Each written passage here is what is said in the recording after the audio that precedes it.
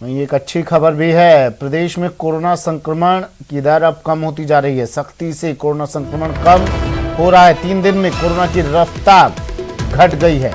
पिछले 24 घंटे में 10,290 नए केस सामने आए। 156 लोगों की मौत हुई है। 24 घंटे में 24,440 लोग ठीक भी हुए हैं। प्रदेश में अब 1,94,382 एक्टिव केस।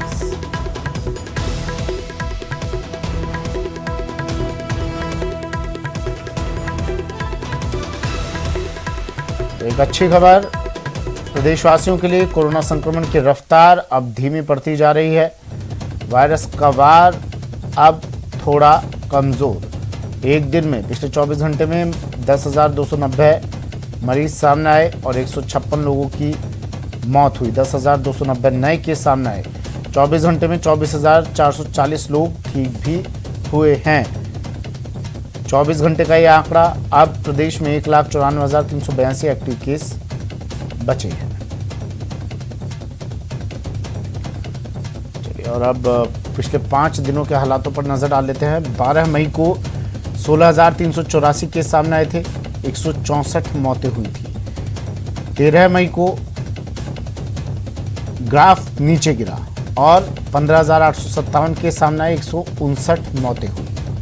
14 मई को 14,289 केस सामने आए। 155 मौतें हुई। यानी रोजाना ये ग्राफ नीचे की ओर जाता हुआ। 15 मई को 13,565 केस, 149 मौत। 16 मई को 10,290 केस और 156 मौत।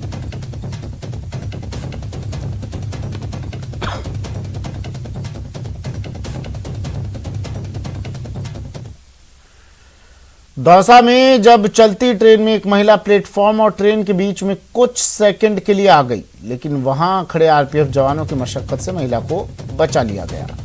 देर शाम दिल्ली से अहमदाबाद जा रही आश्रम express train Dausa railway station पर रुकी। इसी दौरान एक परिवार ट्रेन में बैठने के लिए आया। जिस डिब्बे में परिवार के सदस्यों का रिजर्वेशन था, उस डिब्बे में पहुंचने से पहले ही ट्रेन चलने लगी। इस दौरान परिवार के कुछ सदस्य चलती ट्रेन में अंदर घुस गए। एक महिला लेकिन इस दौरान ट्रेन में चढ़ने के प्रयास में गिर गई और उसका एक पैर प्लेटफॉर्म और ट्रेन के बीच में आ गया। इस तरह की अफरा तफरी देख वहां मौजूद आरपीएफ जवान ने दौड़ लगाई और महिला को सकुशल दूर हटाया।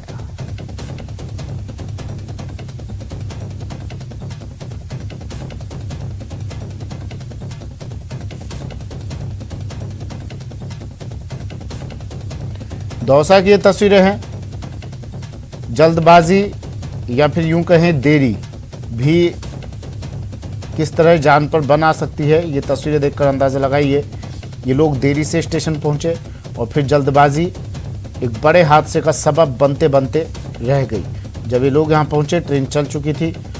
कुछ परिवार के कुछ सदस्य ट्रेन के डब्बे में, इस कोच में अंदर चले गए, लेकिन ये महिला बाहर रह गई। तो जल्दबाजी में इसने चलती ट्रेन में चढ़ने की कोशिश की और उसके बाद धड़ाम से नीचे जा गिरी।